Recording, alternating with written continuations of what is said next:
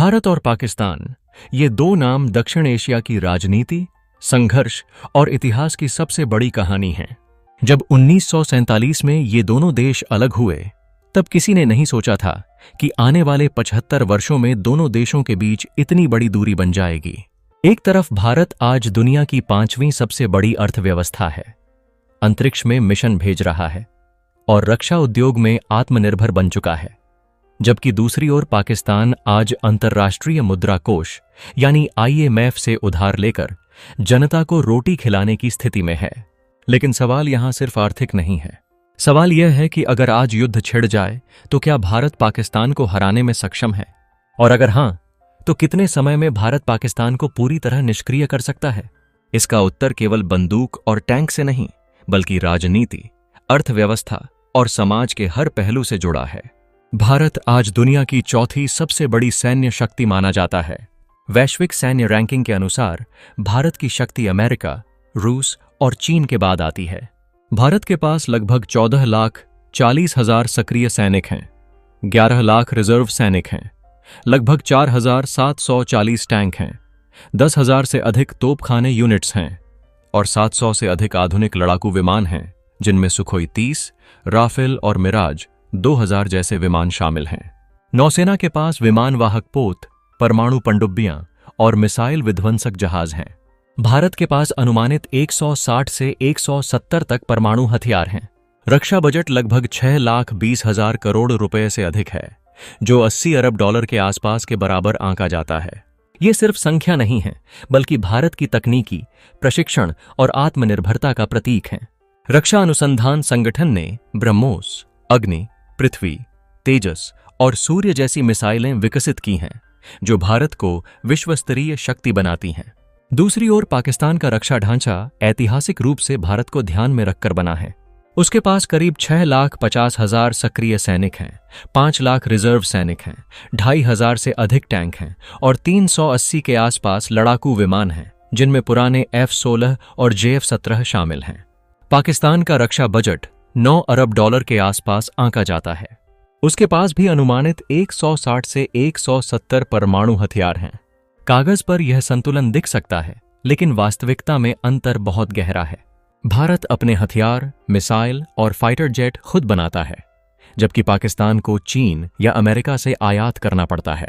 आर्थिक संकट के कारण उसकी सेना को ईंधन और रखरखाव तक के लिए फंड की कमी झेलनी पड़ती है। अब अगर युद्ध की स्थिति बने और परमाणु हथियारों का प्रयोग न हो, तो भारत अपनी वायु शक्ति, मिसाइल और जमीनी सेना के जरिए 5 से 10 दिनों के भीतर पाकिस्तान के महत्वपूर्ण ठिकानों को निष्क्रिय कर सकता है। पहले चरण में भारतीय वायुसेना पाकिस्तान की हवाई सुरक्षा और रनवे को तबाह करेगी। दूसरे चरण में भारतीय टैंक और मैकेनाइज्ड ब्रिगेड सीमावर्ती इलाकों में घुसकर उसकी आपूर्ति लाइनें काट देंगी। तीसरे चरण में नौसेना कराची और ग्वादर बंदरगाहों को घेर लेगी, जिससे पाकिस्तान की समुद्री आपूर्ति और तेल आपूर्ति ठप हो जाएगी। इतना पर्याप्त होगा पाकिस्तान की सेना को रक्षात्मक मोड में धकेलने के लिए। लेकिन असली खतरा परमाणु हथियार हैं।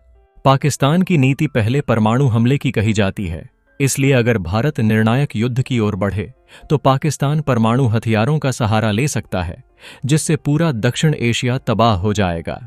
इसीलिए युद्ध भले ही कुछ ही दिनों में खत्म हो, उसका घाव सदियों तक रहेगा। अब सवाल आता है कि पाकिस्तान आखिर इतना पिछड़ क्यों गया? क्यों वहां की जनता आज भूख, महंगाई और बेरोजगारी से मर रही है? इसका उत्तर सिर्फ भ्रष्टाचार नहीं, बल्कि व्यवस्था और नीतिगत गलती है। 1947 से अब तक पाकिस्तान में कई बार सेना ने लोकतंत्र को उखाड़ फेंका है। जनरल अयूब, जिया उल हक और मुशर्रफ जैसे शासक सेना के जरिए सत्ता में आए। जब भी सेना सत्ता में रही, बजट का सबसे बड़ा हिस्सा रक्षा पर गया, शिक्षा और स्वास्थ्य पर नहीं। जनता गरीब होती गई और सेना मजबूत। आर्थिक स्थिति लगातार बिगड़ती रही।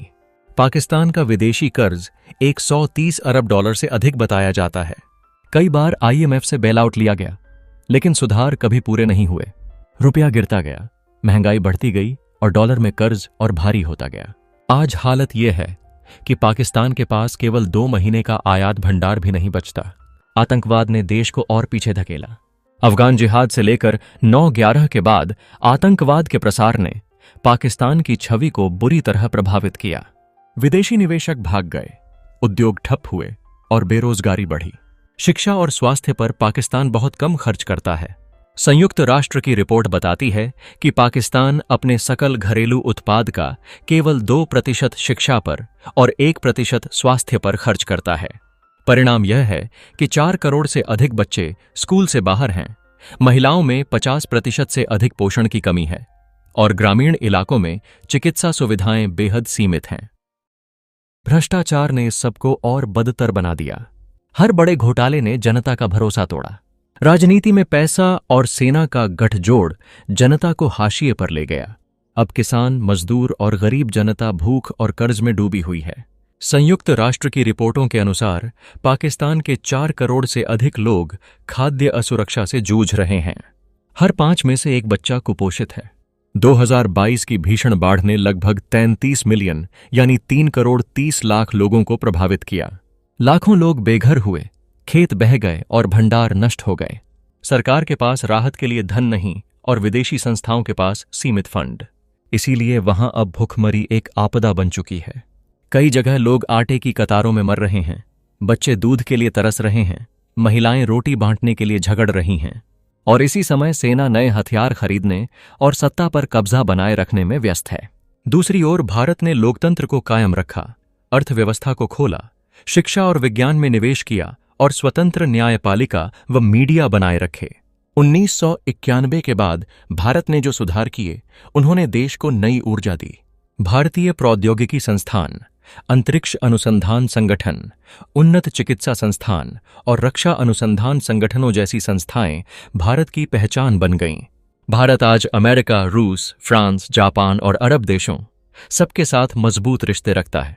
यही वजह है कि जहां पाकिस्तान IMF के कर्ज पर जीवित है, वहीं भारत अब IMF को अर्ण देने की स्थिति में पहुंच चुका है। अगर भविष्य में संघर्ष हुआ भी, तो भारत जानता है कि असली जीत दुश्मन को मिटाने में नहीं, बल्कि अपने देश को सुरक्षित और समृद्ध बनाए रखने में है। भारत का लक्ष्य पाकिस्तान को हराना नहीं, बल्कि खुद को इतना ऊंचा उठाना है कि तुलना ही समाप्त हो जाए। और सच कहा जाए तो भारत यह युद्ध पहले ही जीत चुका है, क्योंकि युद्ध बंदूक से नहीं बल्कि रोटी, शिक्षा, विज्ञान और स्थिरता से जीते जाते हैं। पाकिस्तान को आज आत्मनिरीक्षण की जरूरत है। उसे सेना की राजनीति से दूर रहना होगा, शिक्षा और कृषि में बड़े पैमाने पर निवेश करना होगा, आतंकवाद को पूरी तरह खत्म करना होगा और जनता को प्राथमिकता देनी होगी। अगर ऐसा नहीं हुआ तो आने वाले दशकों में पाकिस्तान सिर्फ नक्शे पर नाम रह जाएगा, हकीकत में नहीं। भारत की असली ताकत इस बात में नहीं है कि वह पाकिस्तान को कितने दिनों में खत्म कर सकता है, बल्कि इस बात में है कि उसने अपनी जनता को भूख से बचाया, विज्ञान में आगे बढ़ाया और विश्व मंच पर सम्मान पाया। पाकिस्तान के लिए यह तुलना दर्दनाक हो सकती है, लेकिन यही सच्चाई है। जब कोई देश जनता से ज्यादा बंदूक को महत्व देता है, तो उसका अंत भुखमरी, अराजकता और निर्भरता में होता है।